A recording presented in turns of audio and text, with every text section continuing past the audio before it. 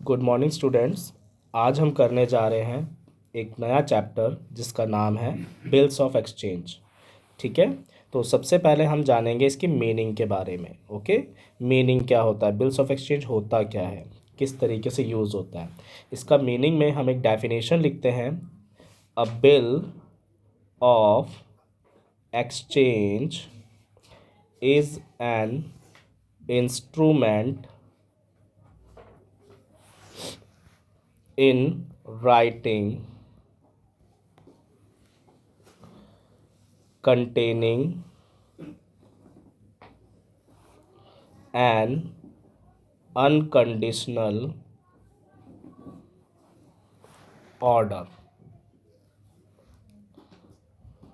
signed by the maker, okay, directing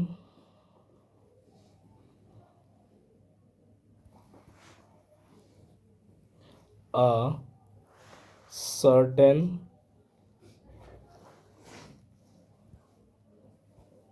person to pay a certain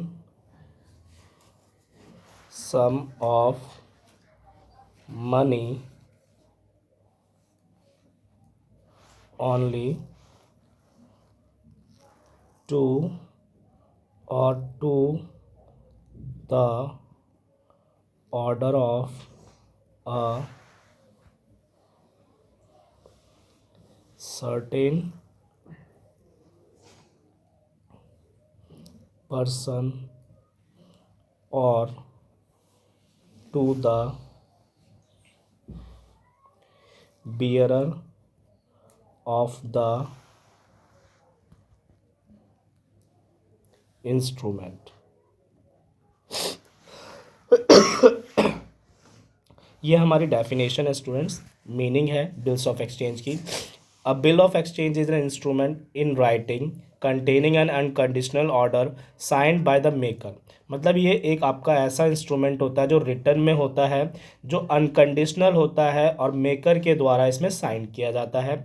इसमें direction होती है, directing किया जाता है कि एक सर्टेन पर्सन जो है दूसरे सर्टेन पर्सन को पे करेगा आफ्टर अ सम टाइम, हो सकता है किसी ऑर्डर की वजह से, हो सकता है किसी भी वे में। ठीक है, कभी ना कभी वो उसे पेमेंट करेगा, इसलिए हम इसे बिल को तैयार करते हैं। ठीक है, अब हम बात करते हैं इसके अंदर पार्टीज कौन कौन सी होती हैं। ठीक है, सबसे पहले हम बात करते हैं parties to bills of exchange.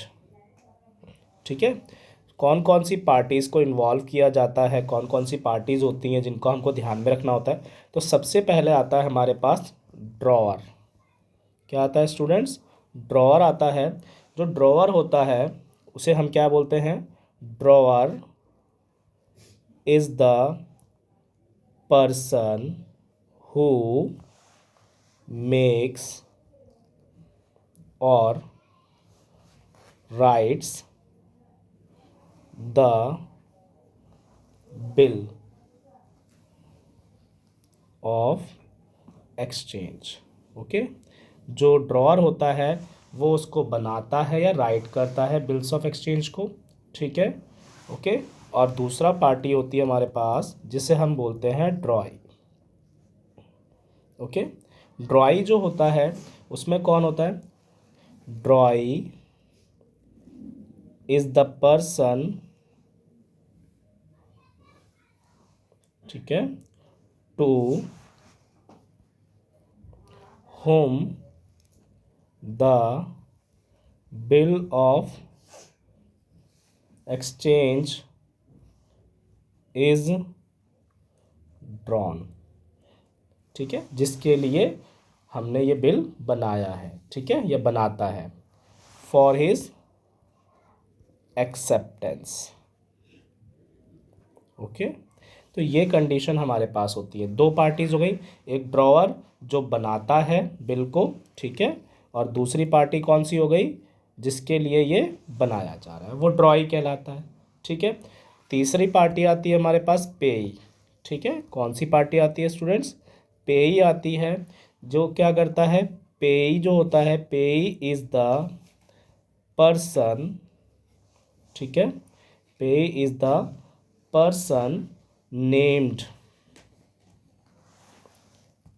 In the bill of exchange, ठीक है, या जिसको पेमेंट की जाती है या जिसके नाम पर बिल होता है, ठीक है, टू होम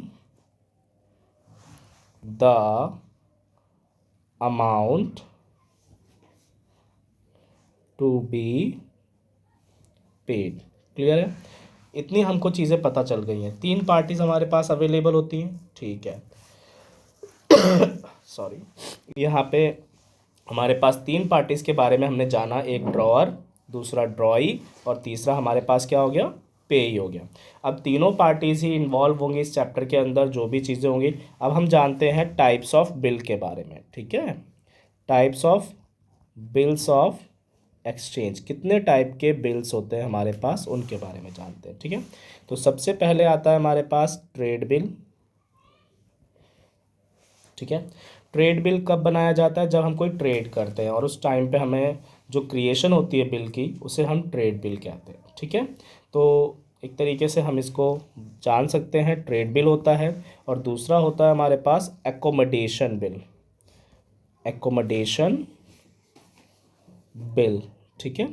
ये एकोमोडेशन में आपके पास एक बात नोटिस करने वाली होगी, यहाँ पे ट्रेड नहीं होगा, यहाँ पर नॉर्मली हम किसी से बिल एक्सेप्ट करेंगे, बिल पे करेंगे, ठीक है। म्यूचुअल कहते हैं ना, म्यूचुअल अंडरस्टैंडिंग के बेस पे, म्यूचुअल हेल्प के लिए भी बोल सकते हो उसको, इस तरीके से, ठीक है। तो हमारे पास जो types of bill of exchange आते हैं, उसके अंदर पहला होता है ट्रेड बिल और दूसरा होता है हमारा एकोमोडेशन बिल। क्लियर है सभी को? ठीक है, पहले आप इतना रिवाइंड करेंगे बेसिक इसका, उसके बाद हम इसके क्वेश्चंस करेंगे। Thank you.